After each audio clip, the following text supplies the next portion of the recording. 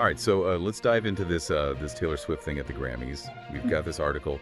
It's from February 1st, and it's got all this stuff about where she might be sitting and why fans are going crazy over it. Yeah, it's kind of amazing how much talk a simple seating chart can create. I know, right? Oh, Especially since where Taylor Swift is going to be is still like a total secret. yeah. But before we get into like all the fan theories and stuff, let's like set the scene a little. I mean, you probably already know this, but Taylor Swift is going to be a presenter at the 67th annual Grammy Awards tomorrow, February 2nd. Yeah, and that's what got everyone, really hyped up. Especially because her Eras tour just wrapped up, so fans are like totally craving more Taylor Swift content. And the Grammys are like the perfect spot for her to, make a statement. Yeah, definitely. And it's not just about her presenting or whatever. She's up for 6 awards this year, Yeah. which is pretty amazing. I mean, we're talking Record of the Year, Song of the Year for Fortnite, Pop Album of the Year, Best Music Video. Oh, and don't forget, Best Pop Duo Group Performance for us. That's her song with Gracie Abrams.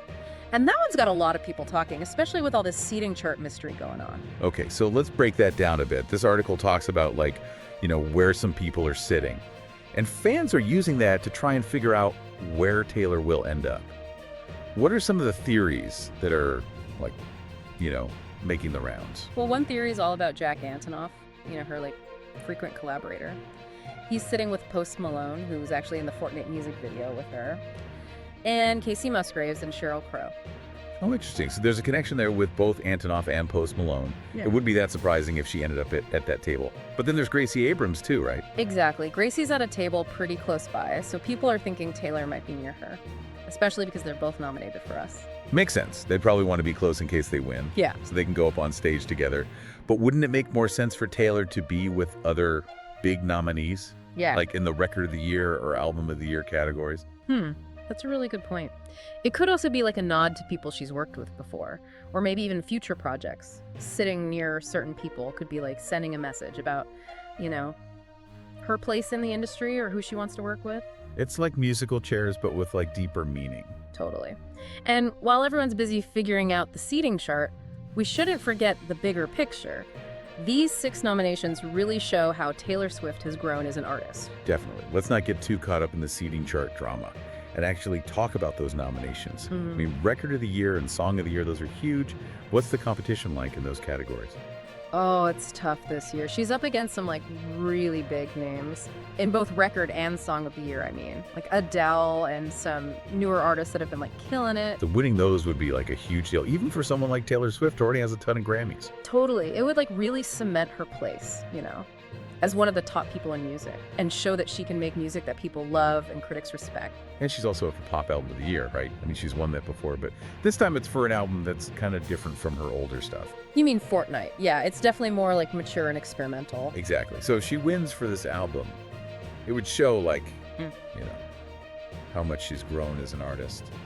And that she's not afraid to try new things. Oh, hey, speaking of Fortnite, did you see that Taylor Swift's boyfriend, Travis Kelce, can't make it to the Grammys? Yeah, I saw that. Kind of a bummer for her, but I get it. He's got that Super Bowl thing with the Kansas City Chiefs coming up. Right. But thinking about who she will be with at the Grammys, that's way more interesting. Imagine all the people she could be talking to. Other nominees, music legends. I know, right? What kind of conversations are going to happen there? Especially if she's sitting near people she's worked with before. Yeah. Or even some of her rivals. Yeah, those little moments can be huge. People see who she's talking to. It starts rumors about new songs, maybe. Sometimes it even brings up old drama. It's like the Grammys are this mini version of the whole music world.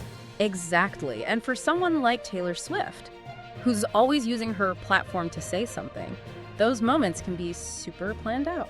It makes you wonder if her team spends as much time on where she sits as they do on her speeches. Oh, I bet they do. But, besides all the strategy and stuff, there's also the personal side of it. The Grammys are a chance for artists to connect with each other, celebrate what they've done, and just enjoy the music. True.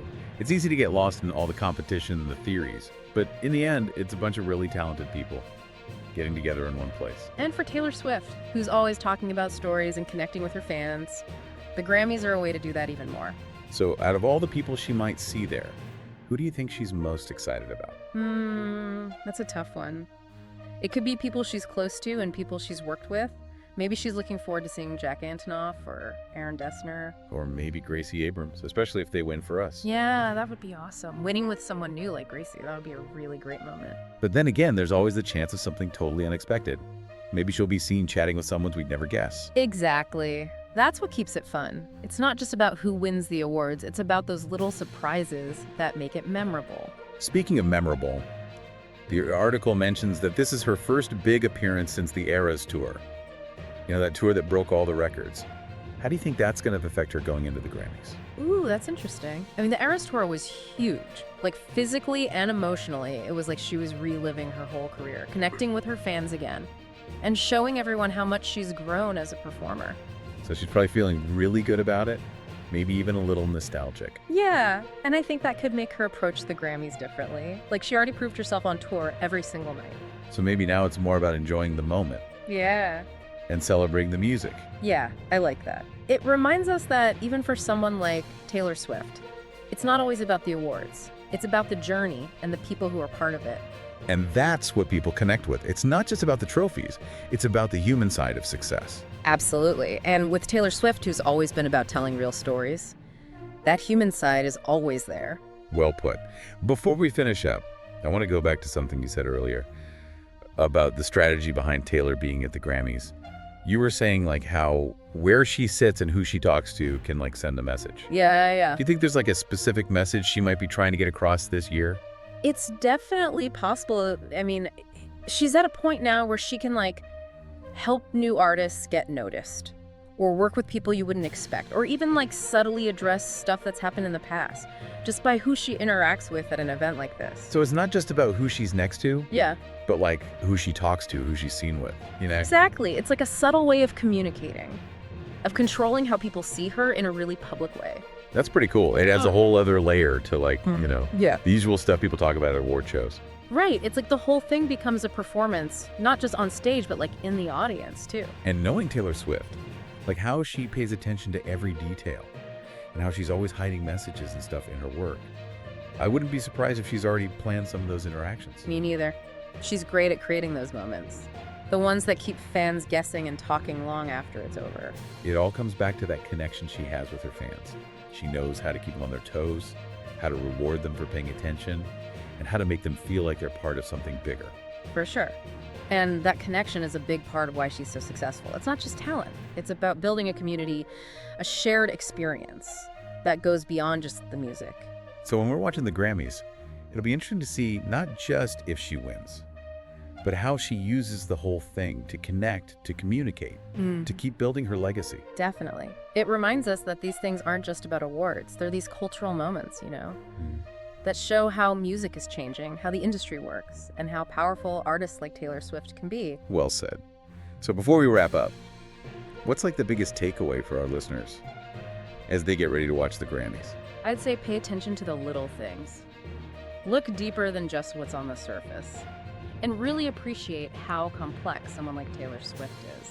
It's not just about the awards, it's about the story she's telling through her music, her interactions, just by being there. I like that. It reminds us that even now, with all the instant information and social media and everything, there's still room for nuance, for deeper meaning, for those moments where you're like, oh, I get it. Exactly.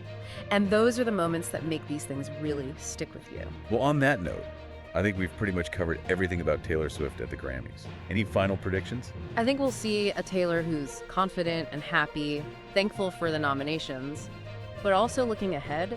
She's not one to just sit back and relax, so I bet she's already thinking about what she's going to do next. Totally agree. And knowing her, it'll be something we don't expect, something that pushes boundaries and gets everyone talking. Oh yeah, for sure. She's always one step ahead. Okay, deep divers. That's it for our Grammys deep dive. We talked about the seating chart mystery, we broke down those 6 nominations, and we looked at what this whole thing means for Taylor Swift. Hopefully this gave you some new things to think about as you watch the Grammys. And remember, it's not just about who wins. It's about the stories, the connections, the moments that make it all so interesting. Enjoy the show and keep diving deep.